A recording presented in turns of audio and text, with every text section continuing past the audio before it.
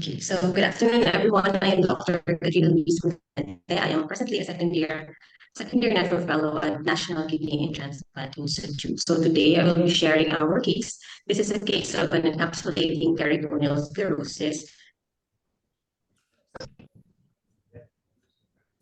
seen at NKTI last year. So this is my topic outline and my objectives. So we are presenting with patient BD, a 53-year-old female Filipino from Las Piñas City, Metro Manila. She is a diagnosed case of ESRD secondary to chronic glomerulonephritis, clinically diagnosed, and is maintained on CAPD since 2015. Her current PD prescription is for exchanges with 1.5 and 2.5% PDS solution alternating with a fill volume of 2 liters and a dwell time of 6 hours. Her usual UF is negative 500 per day with a residual renal function of less than 1 liter per day. For her past medical history, she is non-diabetic, she is non-asthmatic, and no history of cardiovascular events. She has some secondary hypertension. For the social and environmental history, she is a non-smoker and a non-alcoholic beverage drinker. Her family history is unremarkable, no history of hypertension, diabetes, kidney disease, or cancer in the family. So for the timeline of illness, the patient had her first PD peritonitis episode in 2017, presenting with abdominal pain, cloudy dialysate, and a positive drain. The cultures turned out to be a Staph aureus PD peritonitis, which was sensitive to vancomycin, and patient was given vancomycin for 21 days, which showed clinical improvement. However, in 2023, January of 2023, she had again episodes of abdominal pain with cloudy dialysate and positive drain. And this time, the culture revealed Pseudomonas aeruginosa, and she was given culture-guided meropenem and amikacin for 21 days with initial clinical improvement. However, in February 13, 2023, there was note of recurrence of the abdominal pain and cloudy dialysate and an increase in WBC of the dialysate CS of 8,062 with neutrophilic predominance of 97, and again culture revealed Pseudomonas aeruginosa, thus was advised for PD catheter removal and completion of the antibiotics for 21 days. She was then shifted to temporary HD. However, in February 2024, patient had episodes of missed hemodialysis due to financial constraints, thus presented at the ER with mild respiratory distress, grade 1 bipedal edema with some direct tenderness in the periumbilical area and dry previous exit site and no signs of infection in the previous PD catheter site. Thus, patient was optimized and was reinserted with PD catheter last March 13, 2023. This was already after her completion of the previously given antibiotics. However, just 3 days after the insertion of the new catheter, patient had again episode of cloudy dialysate and abdominal pain with WBC in the dialysate of 133, and this time it's a lymphocytic predominance, but culture revealed Acinetobacter with sensitive to meropenem, ceftaz, and ciprofloxacin, and patient was given another bout of meropenem for 21 days, for which this was continued. However, on March 2025, there was already note of improvement and the repeat culture showed no growth with dialysate CCDC with WBC of 0.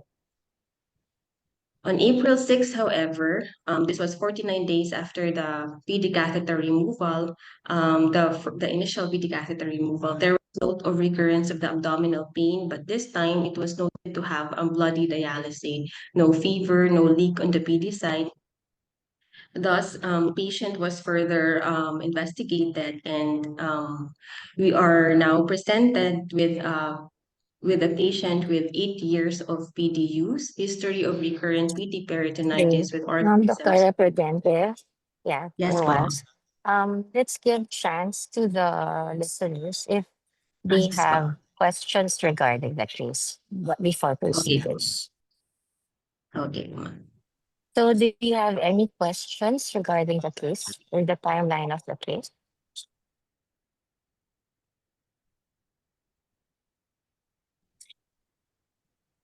So if there is none, Dr. Prudente, kindly continue.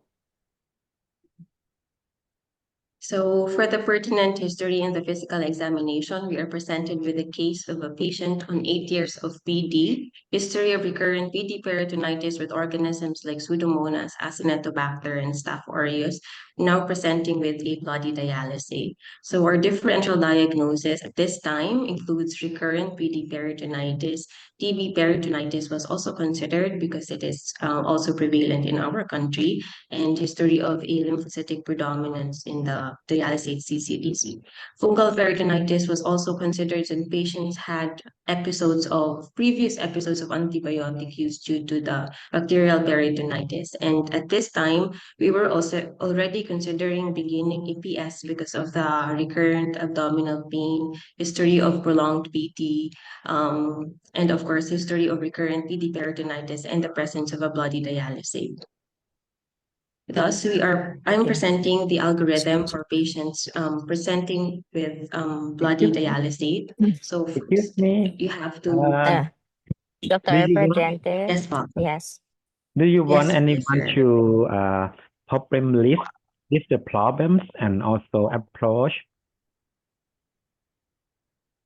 If yes, so Sorry, sorry. do you Yes, Bob. prefer to have some our other fellow to list the problem of this case and approach uh,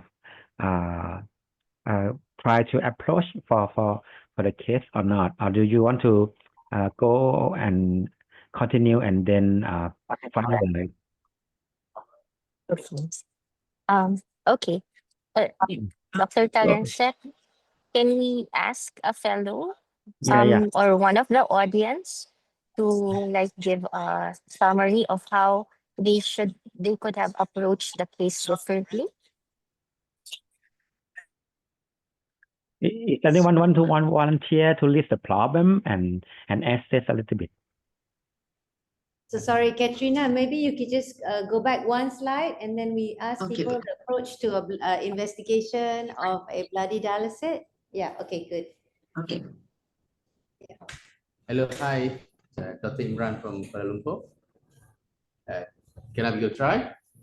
Yeah, thank you. So, Please go ahead. sorry, how old is the lady again? 53, sir. 53. Okay. So this is a lady, 53 years old lady on end-stage renal failure on peritoneal dialysis, which has been complicated with multiple episodes of PD peritonitis and dialysis vintage about 8 years. So the last episode of bloody dialysis, I think it's good to know whether this bloody dialysis is associated with any abdomen symptom or just a discoloration of PD fluid, abdomen pains. Okay, so yeah, or any constitution symptom as well.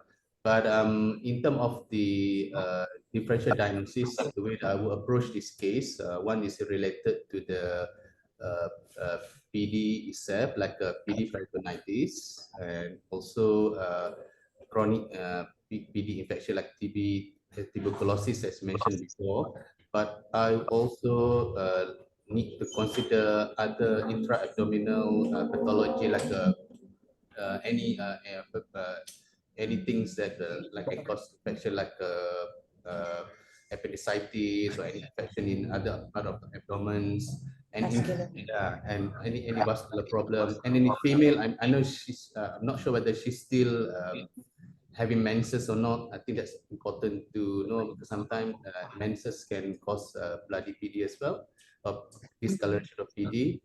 Any new medication like the anticoagulation was started outside of the PD clinic. So, and again, because of the long history of PD and recurrent PD peritonitis, EPS is also a good differential diagnosis for this lady. Yeah, great. Thank you. Yeah. Um, yeah. Dr. Prudente was related to what doctor has said earlier. Did you work up this patient for any other causes of peritonitis or a bloody dialysis? like other diagnostic exams to rule out TB peritonitis, fungal infection, or even did some imaging studies to rule out any other forms of pathology on the abdomen that would cause bloody dialysis. So to the question of the earlier doctor, is the patient still menstruating? Yes. So the patient mom is currently at that time menopausal, so no menses already. For the other diagnostics that we did, we ruled out fungal and TB peritonitis. Thus, we said for fungal CS and for MTB gene expert, which turned out to be negative po. For the CT scan findings, it did not show um any signs of signs of bowel of masses or obvious cause of bowel obstruction or new abdominal mass or signs of appendicitis as mentioned prior. Is the patient taking any medications that can cause bleeding? No Anticoagulants? no medications that can cause bleeding po ma'am. Also no new medications prior to the onset of the bloody dialysis. Okay, thank you.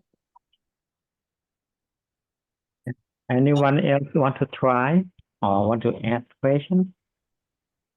Dr. Min,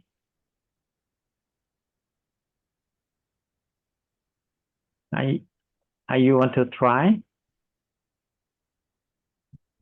The Thank you, case, sir. yeah, okay, please. Is that previous your all the differential diagnosis and so I just want to ask, in case of repeated peritonitis and hemoperitoneal, we should consider EPS also under the differential diagnosis. So we have to look for that. What else do you want to investigate for this case? Besides asking for medication and the lab that show negative for TB and fungi. Anything else that you want to test or assess?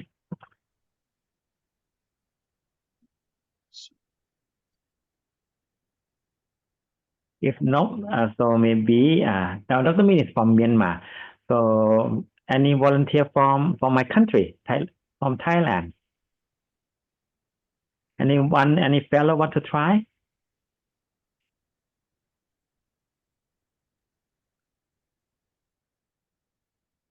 No.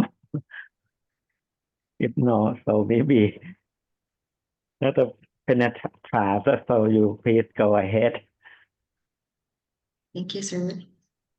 Okay, to proceed, as mentioned, the following differential diagnoses were considered at this time: recurrent PD peritonitis, TB peritonitis, fungal peritonitis, and beginning EPS. So as we see in this algorithm, we are presented with a patient who had recent abdominal procedure, the PD catheter insertion, history of abdominal pain. So we proceeded with the evaluation of the abdomen, further evaluation. So we check for the CBC, the fluid cell count and diff count, and also did the CT scan of the abdomen, which results show that it has a loculated ascites and a thickened peritoneum. For the next step, we have checked the peripheral CBC. It did not show any significant anemia, only anemia of 89 from 85. WBC slightly elevated at 10.4, platelet at 374. For the CCDC, we have also shown Um, to be elevated WBC at 351 with a much more elevated RBC at 2000 with neutrophilic predominance of 95 and lymphocytes of 5. The PD catheter tunnel ultrasound was done, which showed no local fluid collection. The repeat CS showed no growth, and the dialysate TB PCR turned out to be negative, dialysate KOH negative, and the fungal CS was also negative. Thus, we were highly considering at this time beginning EPS as our consideration for the case. As mentioned, the CT scan results finding showed loculated ascites and a thickened peritoneum at 0.3 cm, which is consistent with beginning EPS. So I will be showing the CT scan for this patient. This is showing the dialysis catheter tip within the fluid collection in the pelvic region. This is just the coronal and the sagittal views. Highlighted in red is the fluid collection and the site of the peritoneal catheter dialysate. Pointed by the red arrow as shown here, this is showing the thickened peritoneal lining, and also seen here are some air pockets within the fluid collection, and these findings are consistent with an EPS diagnosis by CT scan. So the initial impression for this case was a pre-encapsulating peritoneal sclerosis stage, ESRD secondary to CGN and CAPD and anemia of chronic disease. So I will proceed with the discussion, ma'am, if okay. Okay. Are there any questions or suggestions on further diagnostics aside from imaging study?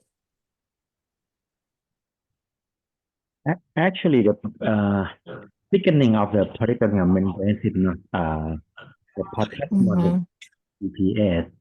And PCR for TB negative, I think. TB PCR is not sensitive at all for detect TB peritonitis. So anything that you do chest X-ray from this case, or the patient have any symptoms?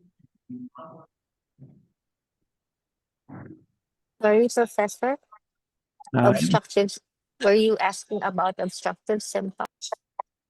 No obstructive symptoms no, present in the asking about the symptom because peritoneal membrane thickening. So beside EPS, we have to differential fastidious organism infection such as Yes, yes. and PCR for TB for PDFN is not sensitive at all. So do you perform chest X-ray and the patient have any symptom? Well, Dr. Prudente, was chest X-ray done also? Chest X-ray showed minimal pleural effusion, ma'am, but no other significant findings in the chest X-ray. Yes. Symptoms? Did the patient present with pulmonary tuberculosis symptoms? Patient, no history of PTB, no history of night sweats, fever, or chronic cough that could point to a pulmonary tuberculosis diagnosis. Yeah. Thank you.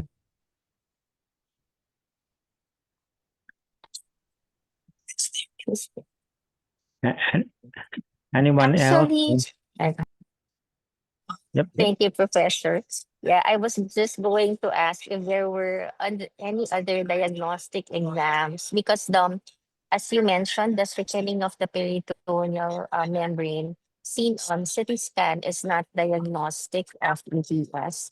So we need further, like the ones that were included in the algorithm was a peritoneal amylase, which was not done in this patient. And I Yes, would like to ask the audience, if there are other diagnostic exams that we could have done to somehow strengthen the diagnosis of EPS.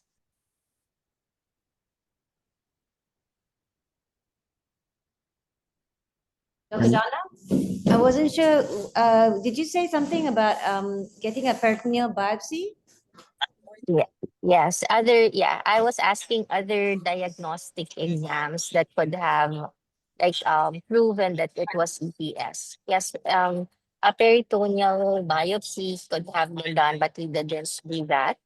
And I read in some of the literature that CA125 could also somehow predict or support the diagnosis of EPS. But we still don't have that particular exam in the Philippines.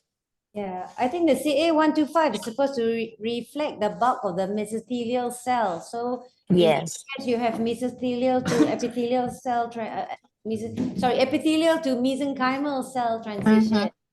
So I presume that that's the supposed mechanism of using that as a marker. But again, we don't have that Yeah. in Malaysia. I think it would be difficult to use. Yeah, Okay.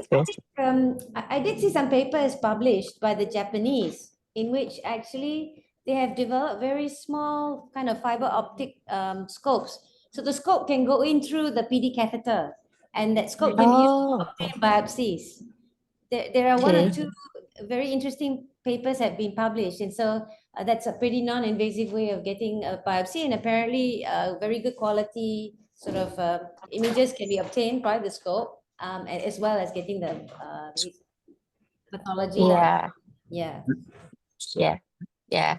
Because I, I think that's one of the best like diagnostic tool that you can have to prove the diagnosis of EPS.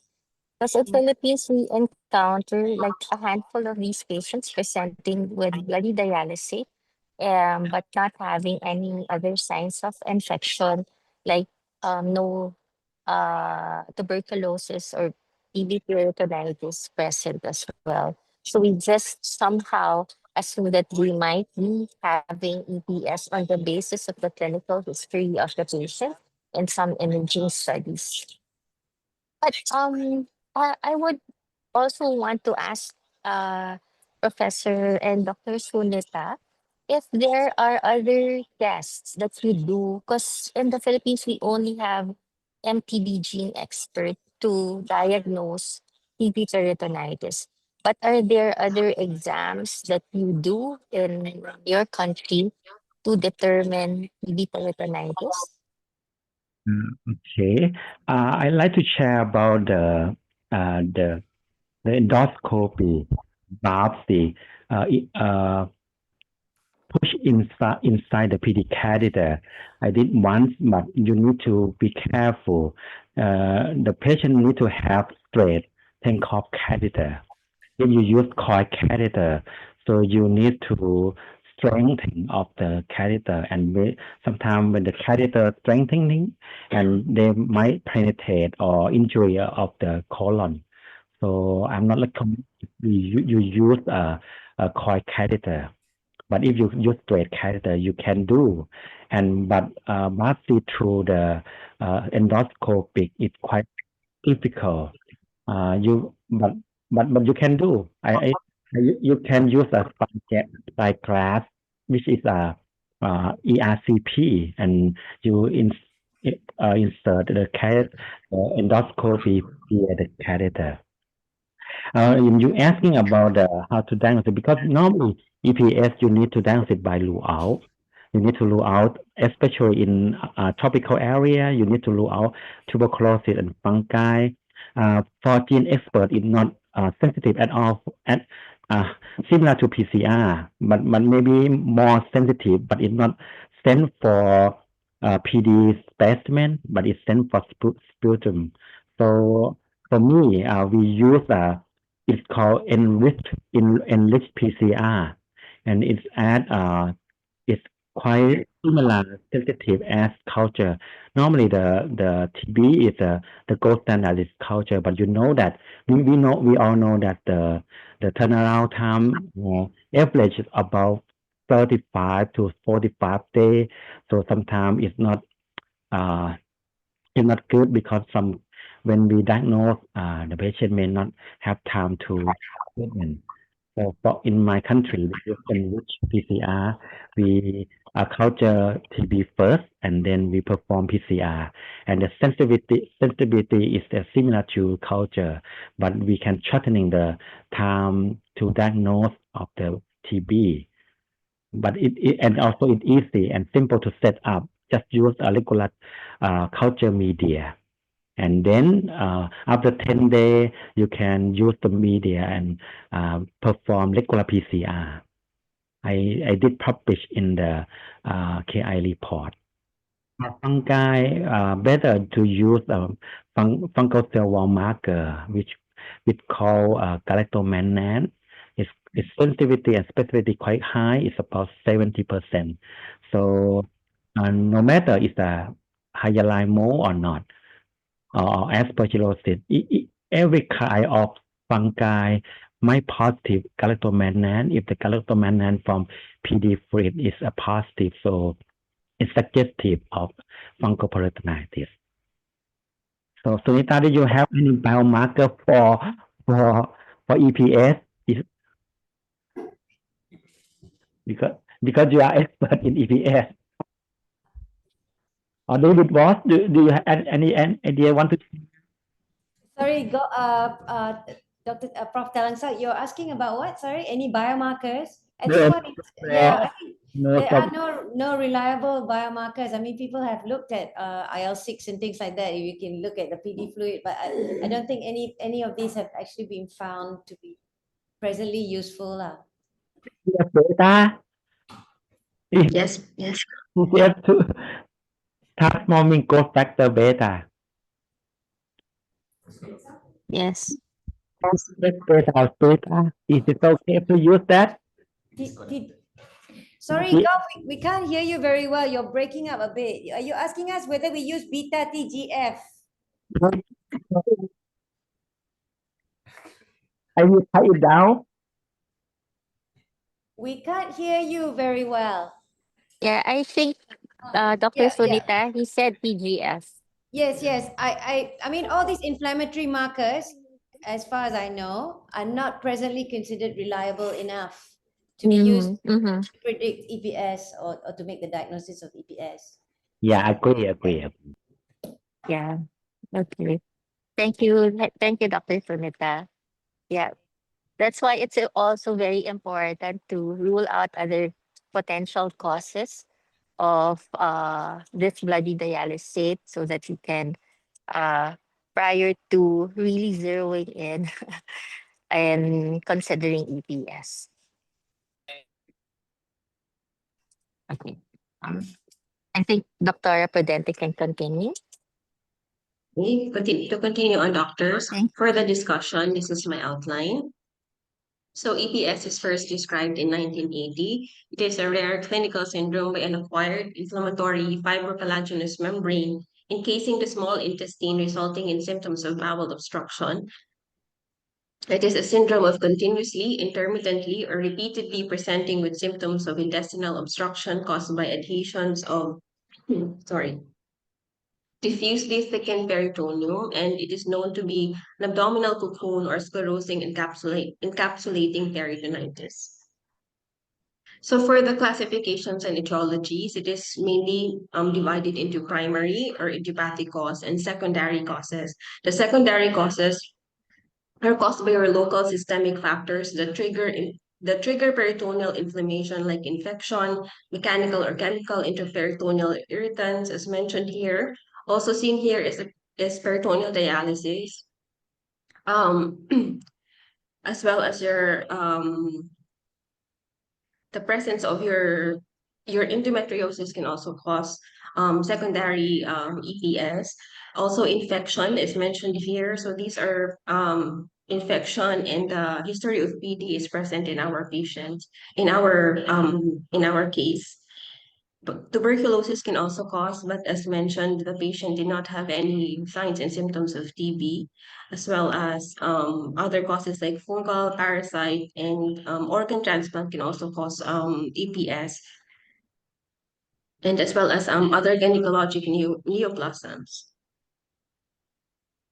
So for the ISPD guidelines and recommendations, they just presented a paper by Brown. It's a meta-analysis which shows that the risk of occurrence of EPS based on various reports in single center, in multi-center, and national registry. The prevalence of EPS has been observed to vary between 0.4 and 8.9%. This is a collection of the different studies done, and its incidence rate varies between 0.7 and 13.6% per 1,000 patient years. Now, this figure shows the incidence of EPS and the PD duration years. You can see that the incidence of your EPS increases in patients who have had PD for more than 10 to 12 years, and a much higher increase in those with more than 12 years on peritoneal dialysis.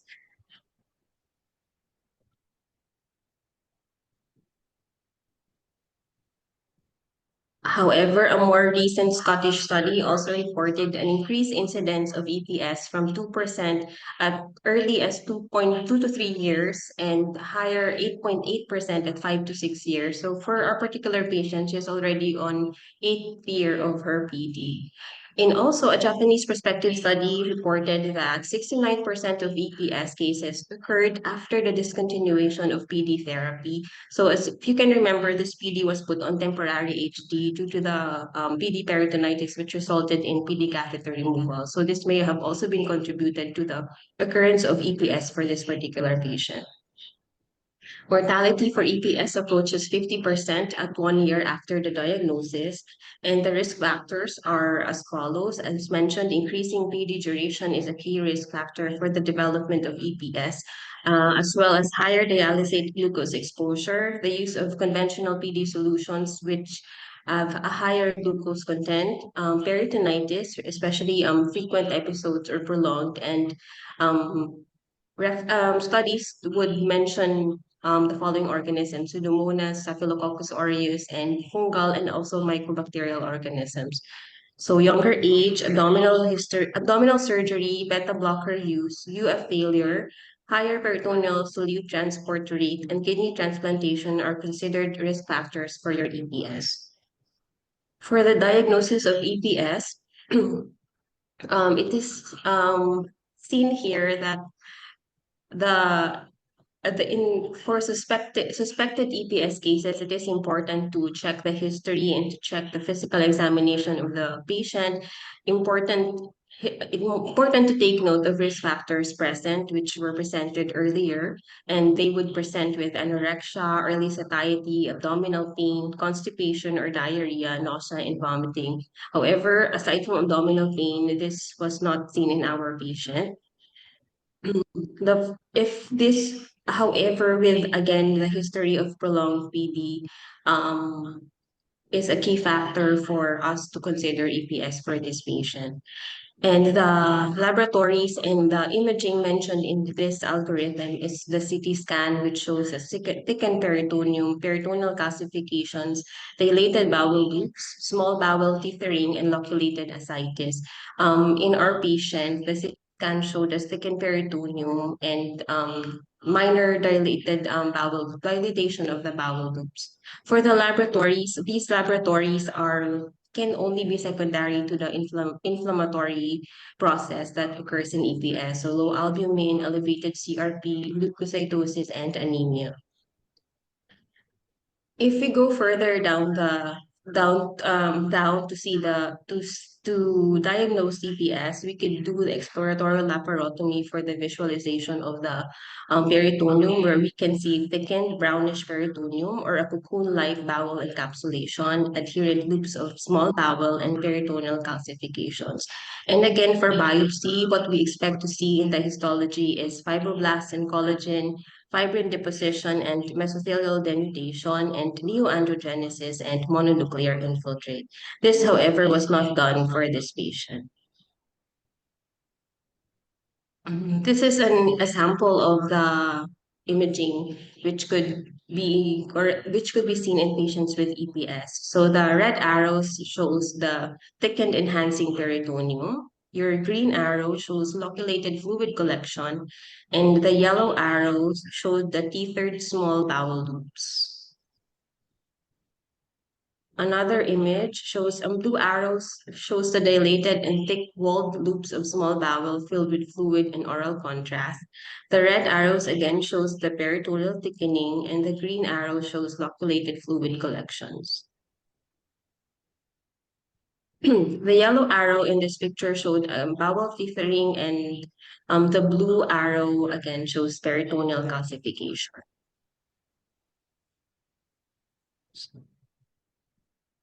This is just showing the enhancing thickened peritoneal lining.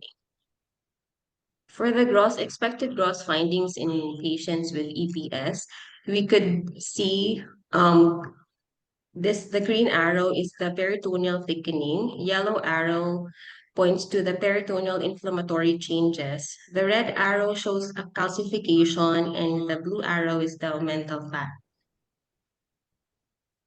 For the biopsy, we could expect to see peritoneal thickening and fibrosis pointed by the yellow arrow and peritoneal calcification pointed by the red arrow. We could also see peritoneal thickening and fibrosis pointed by the yellow arrow. And also, for the pathogenesis of your EPS, it is still a matter of debate whether EPS is a natural progression of simple sclerosis or a completely separate entity. However, it is clear that having simple sclerosis does not predispose someone to developing EPS.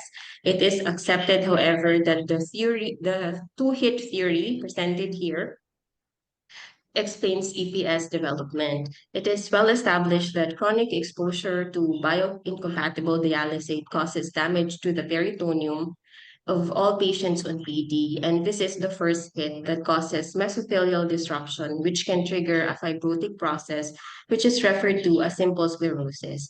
The subsequent exposure to a second insult in some patients triggers the development of EPS. So this second insult can be episodes of peritonitis, acute cessation of PD, transplant, or any intra-abdominal event, or may be a genetic predisposition. So, so we have the EPS staging system, which has been proposed in the PD-associated EPS literature.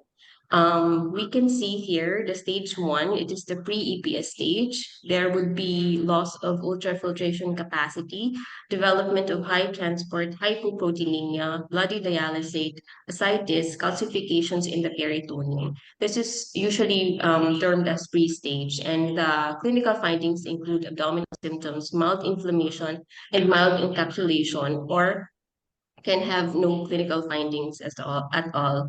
Stage 2 includes inflammation stage. This time you can see since inflammation stage, this time, since as mentioned the term inflammation, there's already increased CRP, leukocytosis, fever, chills, weight loss, anorexia, diarrhea, and ascites. So the abdominal symptoms would include nausea, diarrhea, and can lead to mild to severe encapsulation. Stage 3, this is the encapsulating stage. There is decrease in clinical signs of systemic inflammation. However, there will be early signs of ileus like abdominal pain, nausea, and vomiting. This is termed as encapsulating, and the symptoms would include periodic ileus and mild encapsulation. The stage 4 is the stage. Patients would present with anorexia and complete ileus and would present with an abdominal mass. And this is considered a chronic stage. And the symptoms would include persistent ileus, and inflammation may be, no inflammation may be seen, and only mild encapsulation present. So for our patient, she is in the pre-EPS stage. So we have the diagnosis of pre-encapsulating peritoneal sclerosis stage, ESRD, secondary to CGN and CAPD, and anemia of chronic disease. For the EPS management, the discontinuation of PD, in some cases, they are clinically less severe and could potentially worsen if you stop PD. So for mild cases, they don't recommend PD shifting to HD from PD.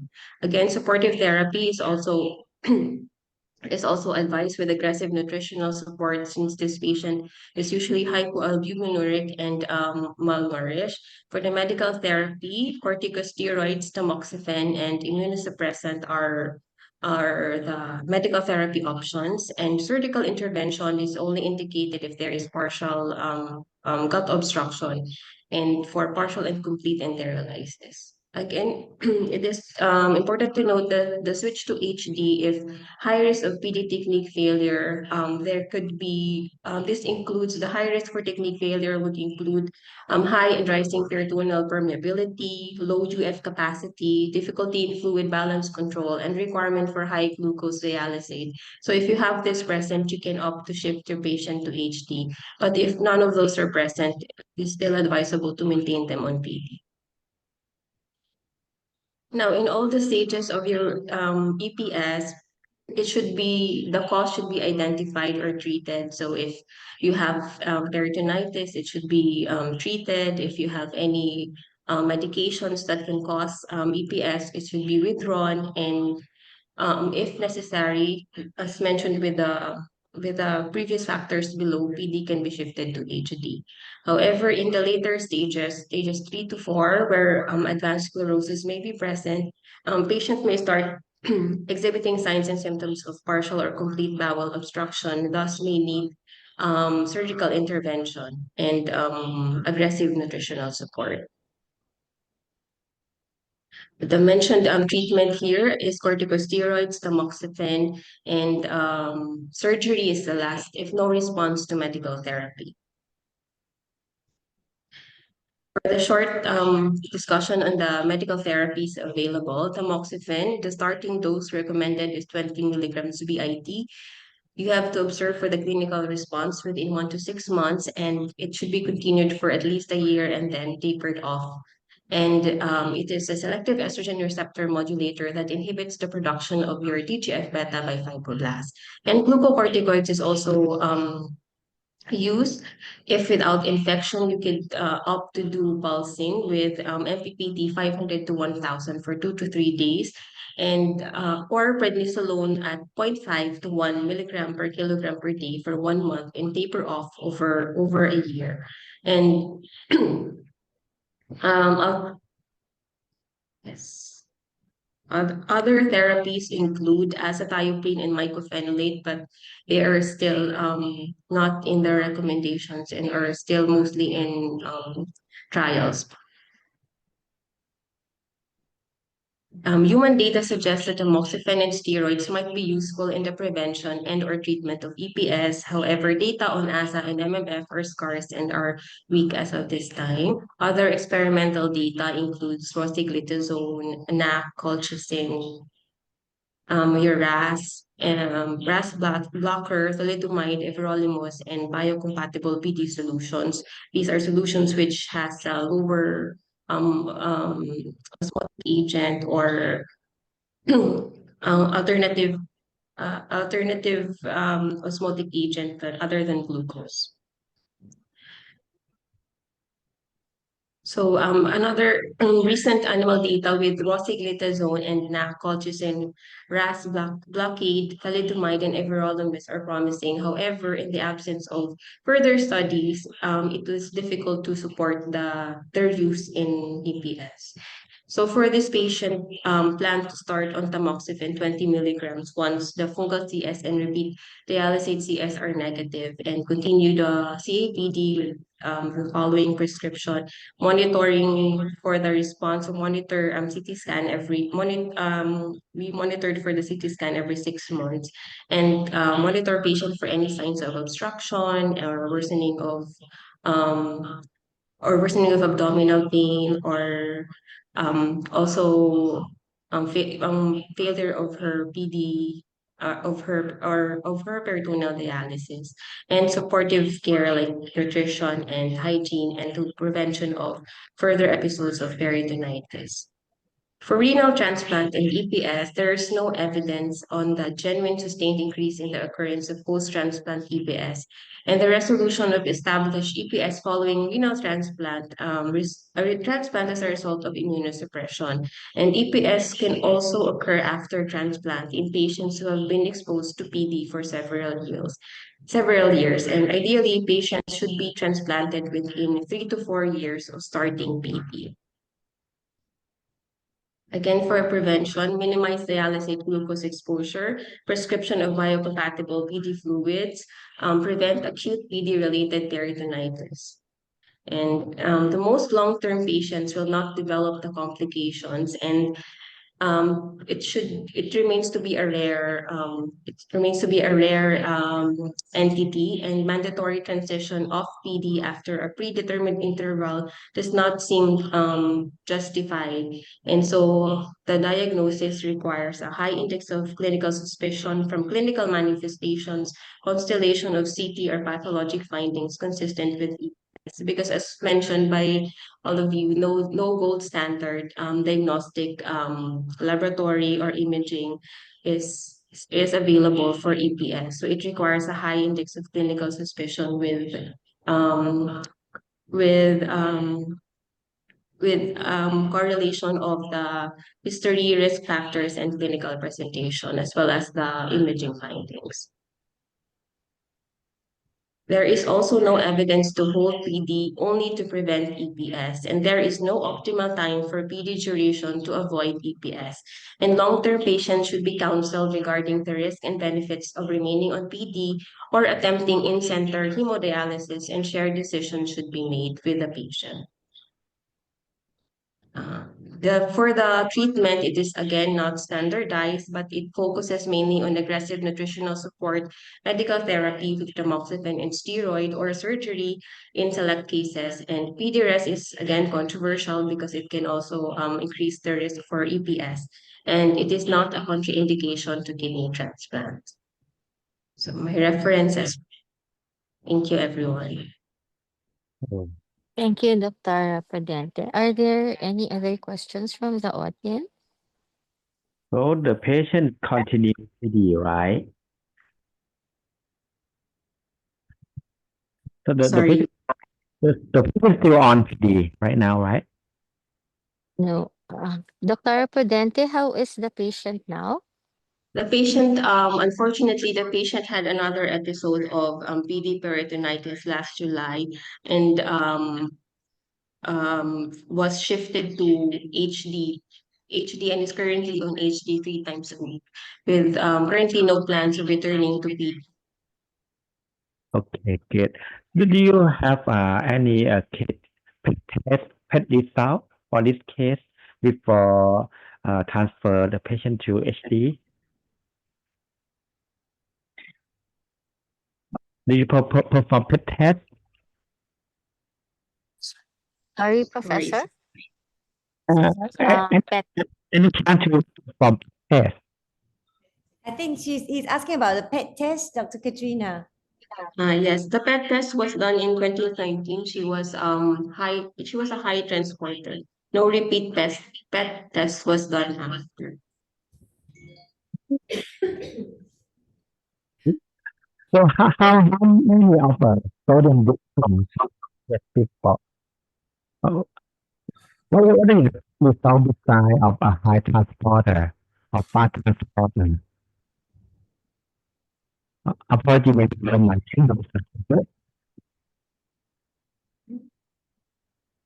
Can you come again?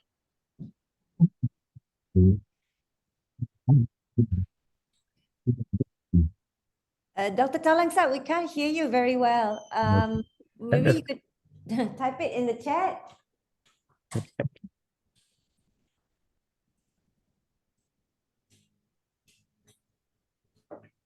The question that you have. Katrina, I want to say thank you very much, but maybe, you presented earlier that the mortality was up to 50%, but I think Yes. those are from the really old studies, like in the PanThem study, etc. And I'm wondering whether, with the more recent surgical expertise and change in the way that we manage more aggressively the nutrition of the patients, I think that perhaps it's not quite so dismal, I mean, not so depressing an outlook for the patients with EPS. But again, I think just to stress that probably what's really needed is multidisciplinary inputs, early diagnosis, and perhaps management by a team with experience, because it's such a rare disorder. Yes. So it probably helps to, have shared experience, or to have a team that has had this sort of like become a referral site to manage EPS cases. So I'm not sure whether in the Philippines, if there are EPS cases, do they get sent to your NKTI from everywhere else? Because in UK, that's what they do. They send them all to Cambridge and Manchester. And I think they do the same thing in Germany. In Malaysia, we don't really have particular centers of excellence, but we do have a surgical center that has done quite a bit of this kind of bowel surgery. In the Philippines, NKTI holds the largest PD center. We see EBS cases most of the time, but regarding the referrals from other institutions, they're usually not referred to our institution, most probably because they're handled by private nephrologists. Okay. Yeah, I just want to add on to the thing. For this case, right? I'm just wondering. For EPS, usually important is prevention, early prevention. So you mentioned about the case, right, at the beginning. I'm just wondering, what is the initial PD prescription for this patient, right? Usually we try to minimize the exposure to the high tonicity glucose. So I saw at the end you're giving 4.25 dextrose tonicity. So maybe at initial year, when patient was at the beginning of the peritoneal dialysis, it might be try to spare the glucose at the beginning when they still have the residual kidney function. In this way, at least to minimize the glucose exposure eventually.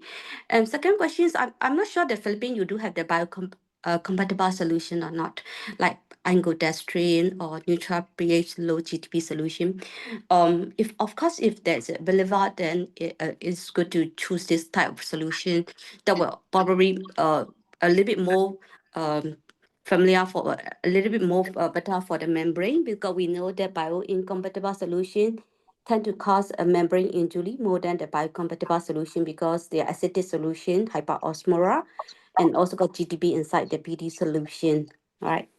Yeah, eventually the third one is he has a frequent peritonitis, and I also noted that there's one episode he has a TK insertion. After 3 days, he got the PD peritonitis again. It's kind of like considered the PD catheter insertion related peritonitis. I wonder whether your center get prophylaxis antibiotic before catheter insertion. Yeah, so at least try to prevent frequent peritonitis. Yeah, so to prevent the EPS. And finally, for the EPS, usually a diagnosis is based on the clinical feature and also supported by the CD finding. So far, there's no reliable biomarker to do. Other thing that people mentioned about the peritoneal equilibration test, but this patient already high at the beginning, right? So it's already high. So basically, we from our side in Singapore, we based on the clinical feature and also the CT finding together. So usually have a high index of suspicion, especially for those patients. They are on the PD for many years, like PD vintage is high. We will try to keep an eye on that, whether they have a GI symptoms or not. So in your case, patients, I believe, now converted to the hemodialysis already, right?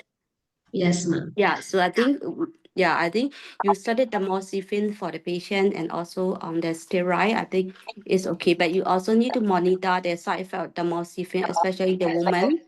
Yeah, because the gynecological malignancy is also an important thing to look out for. And usually, what I will sometimes do monitor is for this group of patients, when we start the steroid, right, you might want to trend the CRP to see whether it's respond or not. Usually CRP will come down. Patient nutritional status should be improved, like hemoglobin, albumin should be going up if they show some response to your therapy. Yes. Yeah, up to you. Noted po, ma'am. Thank you. Regarding the IQ Extreme, ma'am, it is available, ma'am, but it's on an out-pocket basis. But I think PhilHealth is working towards giving it as part of the government subsidy PD solutions po, ma'am. It's available right now, but it's more expensive than the glucose-containing PD solutions. Understand? Yeah. Okay. Yeah, because your patient are mostly on the CAPD, so I think yeah, if financially it's not a constraint, then if you can get the angiotensin a little bit early, it's good for them instead of studying on the 4.25% dextrose solution. Yes, ma'am. Thank you, Dr. Tete. I'm not sure, do you hearing me well or not? Better now. We Better now. can, yeah. Okay. So big thank to Dr. Donna and Dr. Katrina for preparing such a engaging, insightful case, and to all of you. And I think I will leave it for Sunita to close the session. But last but not least, I think I encouraging you to participate in the incremental survey initiated by Dr. Jane and his team from Canada and Australia. The QR code is attached in the chat box, and your response will help improve PD quality worldwide. So I'm gonna hand it over to Sunita to close the session. Okay, I'd just like to echo our thanks to Dr. Donna and Dr. Katrina for a very nice case presentation today. And in case you do not manage to download and get the link to Dr. Talangsak's survey, we will post it also on the ISN OSEA WhatsApp group. Is that right, Talangsak? Yeah. We do both in ISN OSEA and ISPD APC as well.